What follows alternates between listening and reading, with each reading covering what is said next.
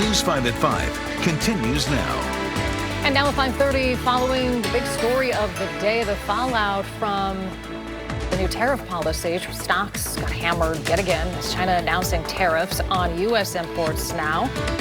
For that country, the Dow falling more than 2,200 points amid the uncertainty. What could happen next? And today, Nintendo announcing that it is delaying pre-orders for its new Switch 2. Those pre-orders were supposed to start on April the 9th, but Nintendo says it wants to assess potential impacts of tariffs first. And other industries are also feeling uneasy today as we all wait to see impacts of these looming tariffs. Elizabeth Van Metre now explains where we could see prices rise and if there are things that you should be buying so you don't waste your money as the tariffs begin.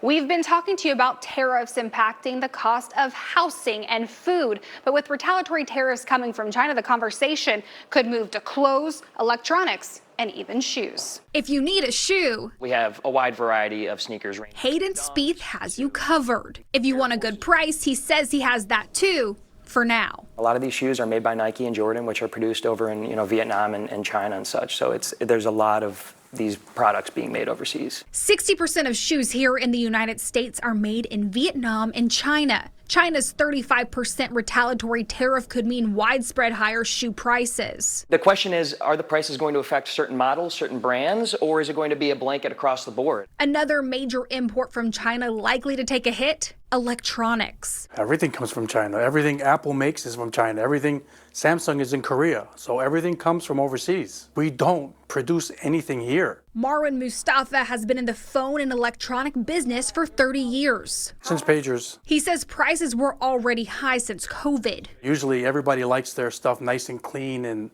in working order. And I see people working with half a screen. Literally, they can't control their phone. He says once inventory runs out, the price tag will increase.